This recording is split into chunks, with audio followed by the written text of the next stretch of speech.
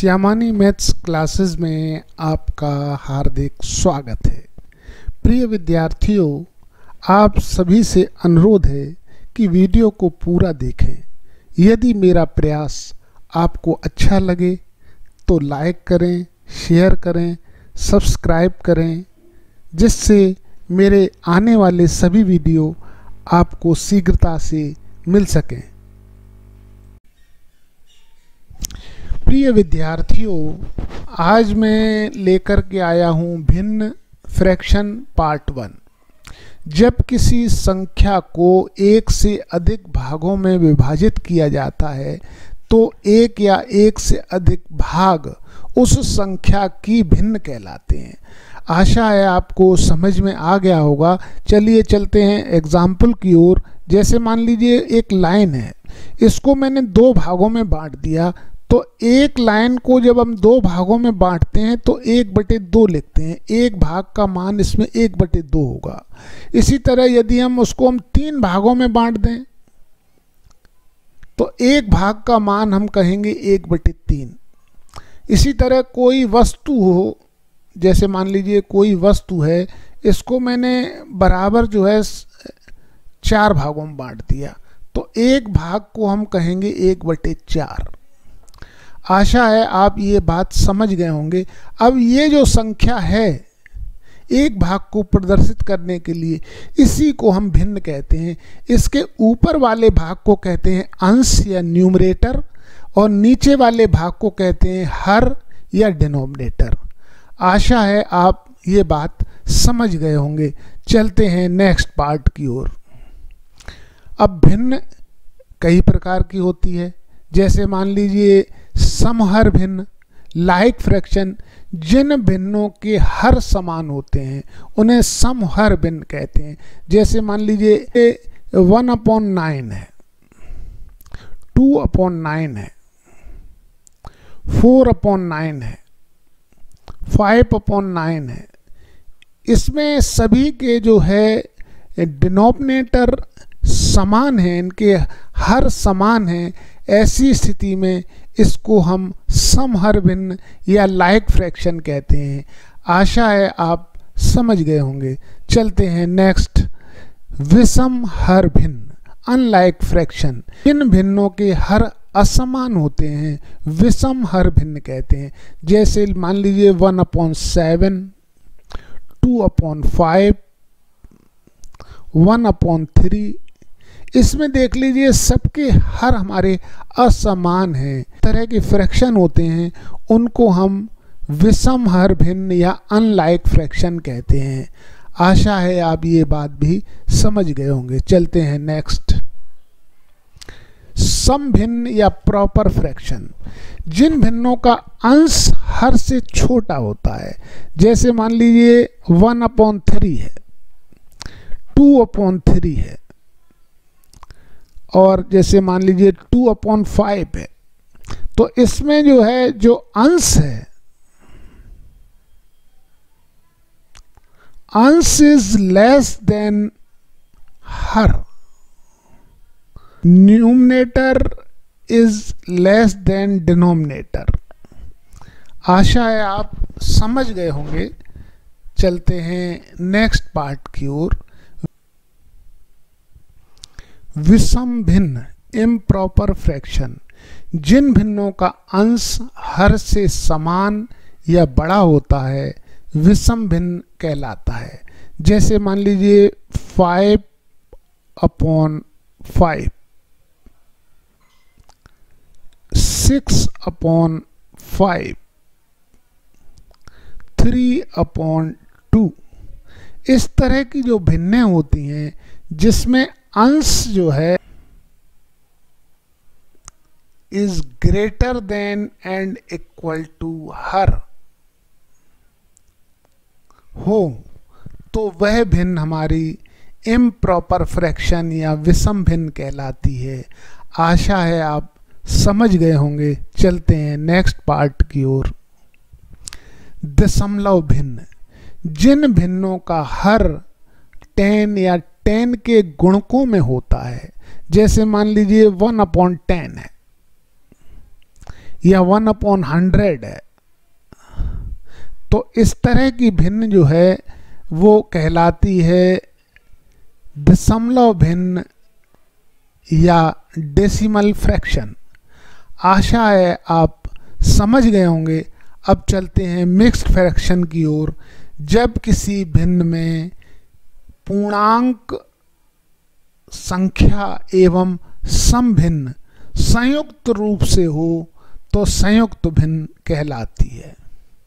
जैसे मान लीजिए लिखा है 2 सही 1/3, जिसमें 2 तो पूर्णांक संख्या है, 1/3 जो है हमारा सम भिन्न है, 3 सही 2/3। आशा है आप ये बात समझ गए होंगे। चलते हैं नेक्स्ट पार्ट की ओर।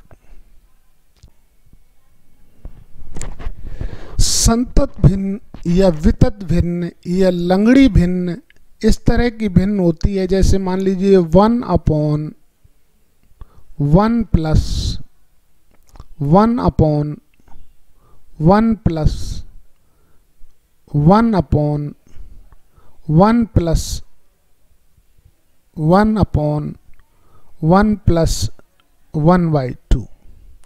इस तरह की जो भिन्न होती है उसको हम जो है संतत भिन्न या वितत भिन्न या लंगड़ी भिन्न कहते हैं। आशा है आप ये बात समझ गए होंगे।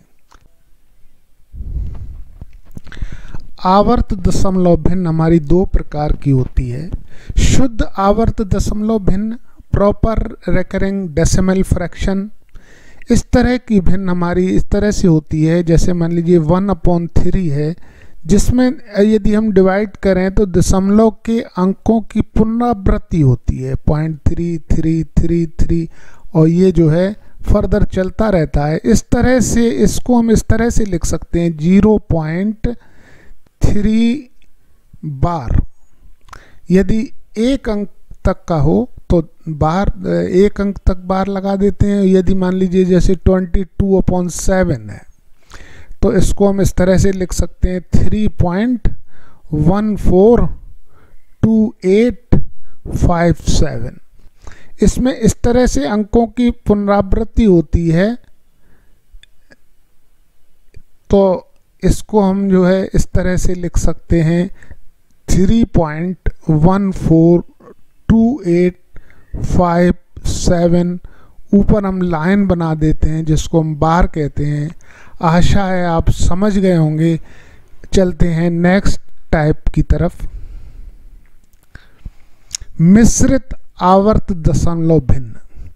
इस तरह की भिन्न में जैसे मान लीजिए 0.2434343 और ये जो है इसको इस तरह की पुनरावृत्ति होती है तो इसको हम इस तरह से लिख सकते हैं 0.243 के ऊपर बार लगा देते हैं। इस तरह से ये 43 की पुनरावृत्ति हो रही है, 2 हमारा जो है वो उसकी पुनरावृत्ति नहीं हो रही है, इसलिए इसे मिश्रित आवर्त भिन्न कहते हैं। मिश्रित आवर्त भिन्न दशमलव के बिंदु के बाद 1 या 2 अंक छोड़कर उसके बाद पुनरावृत्ति होती है। इस तरह की भिन्न हमारी मिश्रित आवर्त भिन्न कहलाती है। आशा है आप समझ गए होंगे। चलते हैं नेक्स्ट पार्ट की ओर। प्रतियोगी परीक्षाओं में पूछे जाने वाले संभावित प्रश्न। भिन्नों की तुलना पर आधारित प्रश्न में इस तरह के 3 जो है हमारे पॉइंट दिए गए हैं। यदि भिन्नों के हर समान हो तो जिस भिन्न का अंश बड़ा होता है वह भिन्न बड़ी होती है। आशा है आप ये बात समझ गए होंगे। यदि अंश छोटा है तो भिन्न हमारी छोटी होती है।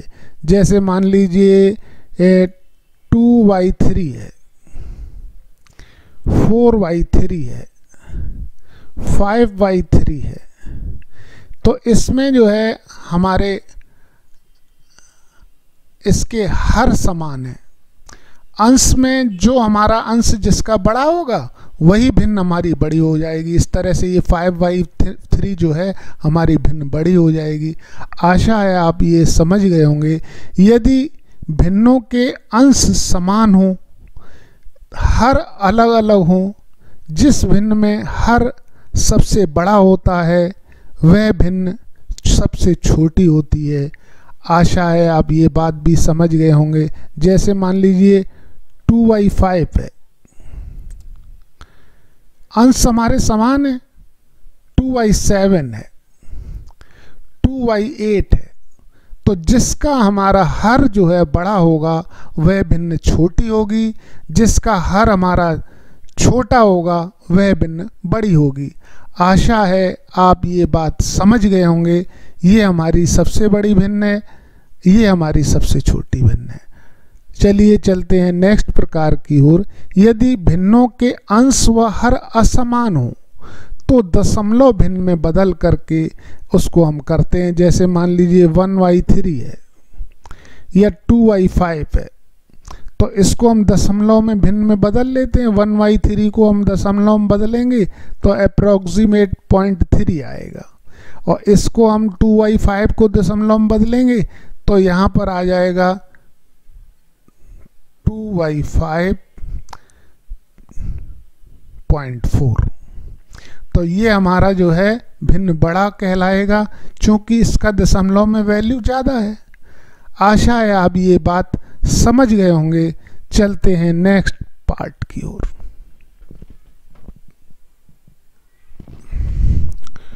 क्वेश्चन नंबर 1 में निम्नलिखित भिन्न को अवरोही क्रम में व्यवस्थित कीजिए। इसको व्यवस्थित करने के लिए सबसे पहले इसको लिख लेते हैं। 3/5, 7/9, 11/13। इस तरह के प्रश्नों को करने के लिए सबसे पहले या तो इसका हम एलसीएम समान करें, चूँकि ये छोटी सी भिन्न हैं, इनको हम डिवाइड से ही आसानी से कर सकते हैं। अप्रोक्सीमेशन में ले लेते हैं। 5 में 3 का दशमलव बढ़ाते हुए जब हम इसका डिवाइड करेंगे तो 5 6 जा आ जाएगा 30। इसी तरह 9 में इसमें जब डिवाइड करेंगे 70 आ जाएगा, तो यहाँ हो जाएगा 9 7 जा आ जाएगा 63 अप्रोक्सीमेशन में। इसी तरह जब हम 13 का डिवाइड 11 में या 0 बढ़ाते हुए करेंगे तो यहाँ 110 में 13 का करेंगे तो 113 8 जा आ जाता है 104। तो इसको हम 0.8 लिख लेते हैं अप्रोक्सीमेशन में। तो सबसे बड़ी हमारी जो है जो भिन्न आ गई है वो आ जाएगी 11/13। उससे छोटी आ जाएगी हमारी 7/9। उससे छोटी आ जाएगी हमारी 3/5। चूँकि मुझे अवरोही क्रम में लिखना है तो सबसे बड़ी वाली भिन्न पहले लिखना है, जो ऑप्शन जो है हमारी सी के अनुसार है। आशा है आपको समझ में आ गया होगा। समझ में आ गया है तो चलते हैं नेक्स्ट पार्ट की ओर। क्वेश्चन नंबर 2 में भिन्न 1/3, 4/7 और 2/5 को हमें आरोही क्रम में लिखना है। तो इस तरह से करने के लिए सबसे पहले हम देख लेते हैं। भिन्न को दशमलव भिन्न में बदल करके, दशमलव के रूप में बदल करके अप्रोक्सीमेशन में हम पहले डिवाइड कर लेते हैं। डिवाइड करने के लिए 1 में जब हम 3 का डिवाइड करेंगे तो 3 3 या 9 आ जाएगा। अप्रोक्सीमेशन में 0.3 आ गया। अब जब 4 में 7 का डिवाइड करेंगे तो 7 5 या 35 आ जाएगा, करीबन 0.5 आ जाएगा यहाँ पर। और 5 में 2 या करेंगे तो 0.4 आ जाएगा। तो सबसे छोटा हमारा जो है 0.3 आ जाएगा, और सबसे उससे बड़ा आ जाएगा 0.4, उससे बड़ा आ जाएगा 0.5। तो इस तरह से सबसे छोटी भिन्न हमारी आ जाएगी 1/3। उससे बड़ी आ जाएगी हमारी 2/5। उससे बड़ी आ जाएगी हमारी 4/7। ये हमारी जो है ऑप्शन सी के अनुसार है। आशा है आप ये बात समझ गए होंगे।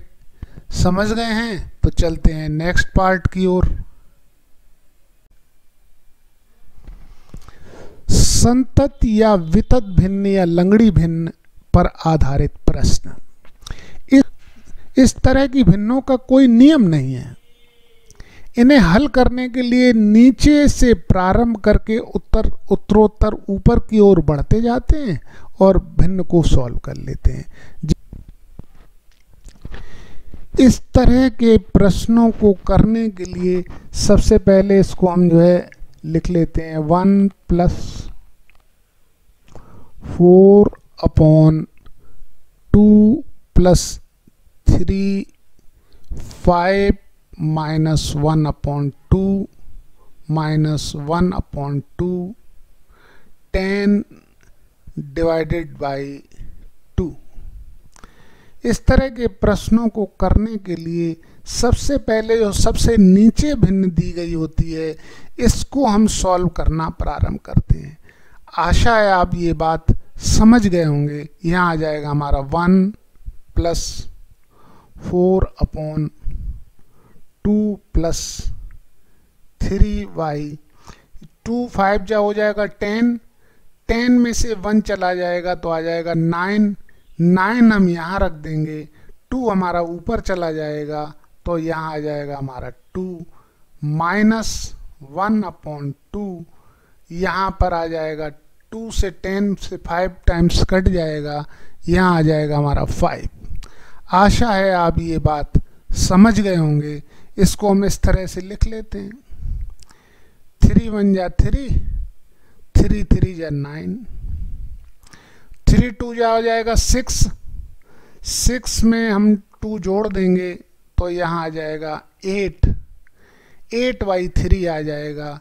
और इसको हम इस तरह से लिख लेते हैं 1 + 4 यहाँ आ जाएगा 8/3 - 5/2। आशा है आप ये बात समझ गए होंगे।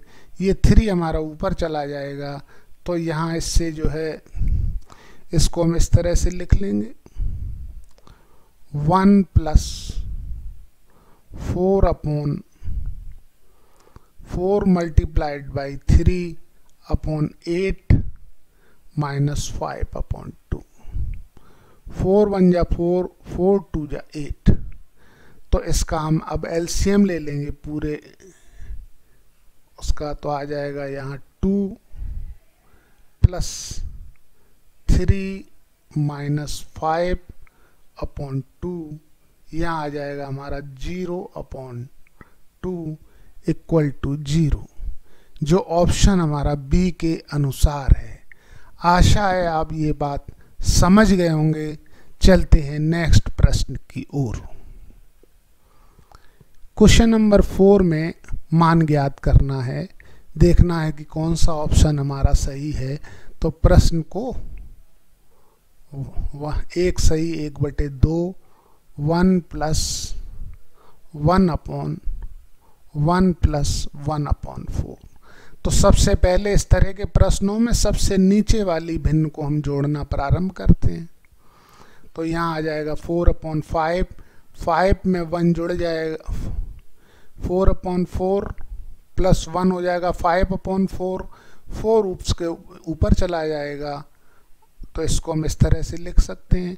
यहाँ हो जाएगा हमारा 3/2 यहाँ आ जाएगा 1 यहाँ आ जाएगा हमारा 4/5। आशा है आप ये बात समझ गए होंगे। अब यहाँ 5 इसको जोड़ कर देंगे, यहाँ आ जाएगा हमारा 3/2/9 यहाँ हो जाएगा 5 और 4 जुड़ करके 9 और 5 हमारा ऊपर चला जाएगा और 2 हमारा नीचे आ जाएगा। इस तरह से आ जाएगा 3/5 2/9। तो 3 3 आ जाएगा 9, ये कट गया है। अब ये इसका मान आ चुका है 5/6, जो ऑप्शन सी के अनुसार है। आशा है आप ये बात समझ गए होंगे। चलते हैं नेक्स्ट प्रश्न की ओर। आवर्त दशमलव भिन्न में 2 तरीके होते हैं। शुद्ध आवर्त दशमलव भिन्न निम्न प्रकार से इसको साधारण भिन्न के रूप में बदलते हैं। यदि मान लीजिए कोई 0 पॉइंट P है, पे बार लगा हुआ है तो इसको p/9 कहते हैं। जैसे मान लीजिए 0.7 है तो इसको हम इस तरह से, इस पे बार लगा हुआ है तो इसको कहेंगे हम 7/9। आशा है आप ये बात समझ गए होंगे। इसी तरह यदि हमारे जो है 2 अंक हैं, 2 अंकों के लिए जैसे मान लीजिए 0.39 है और बार है तो इसको हम इस तरह से लिखेंगे 39/99।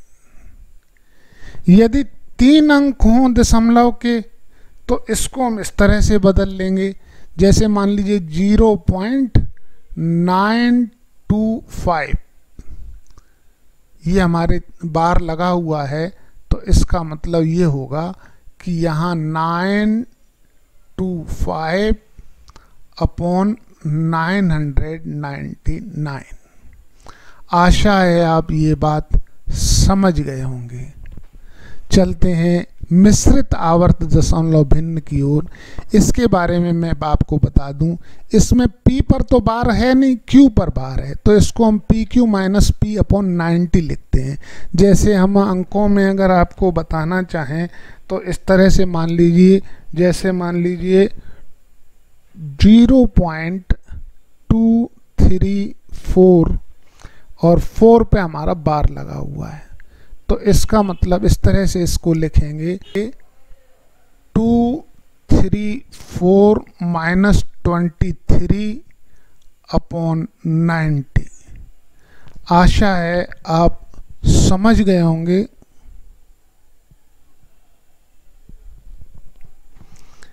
इसी तरह से यदि हमारे 4 अंक का दशमलव है उस पर 2 पे बार लगा हुआ है तो इस तरह से इसको देख लीजिए, करते हैं। जैसे मान लीजिए 0.3524 पे बार लगा हुआ है तो इसको इस तरह से लिखेंगे 3524 माइनस 35/9900। आशा है आपको ये बात समझ में आ गई होगी। चलते हैं नेक्स्ट पार्ट।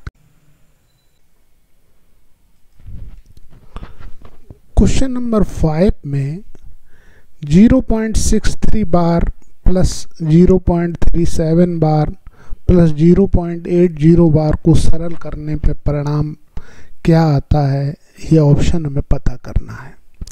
इस तरह का ऑप्शन पता करने के लिए सबसे पहले लिख लेते हैं 0.63 बार प्लस 0.37 बार प्लस 0.80 बार। इस तरह के प्रश्न को सबसे पहले हम नियमानुसार, जैसे मैंने आपको इसका फार्मूला बताया हुआ है, 63 अपॉन इसको 99 लिख सकते हैं। इसी तरह 37 बार को लिख सकते हैं 37/99। इसी तरह 80/99। आशा है आपको ये बात समझ में आ गई होगी। अब हम इसका जो है एलसीएम ले लेते हैं। ये हमारा 99 एलसीएम आ गया। 63 प्लस 37 प्लस 80। आशा है आपको ये बात भी समझ में आ गई होगी। उसके उपरांत अब इनका हम टोटल कर लेते हैं तो यहाँ आ गया हमारा 180/99। अब हम इसको जो है डिवाइड करके फिर बदल सकते हैं।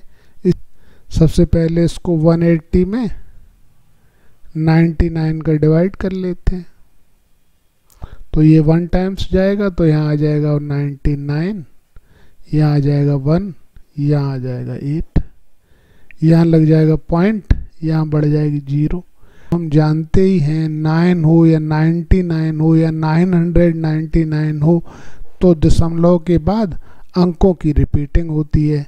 ऐसी स्थिति में इसका मान आ जाएगा 1.81 बार, जो ऑप्शन बी के अनुसार है। आशा है आपको ये बात समझ में आ गई होगी। चलते हैं नेक्स्ट प्रश्न की ओर। क्वेश्चन नंबर 6 में सबसे पहले लिख लेते हैं 0.3467 बार प्लस 0.1333 बार का हमें मान ज्ञात करना है।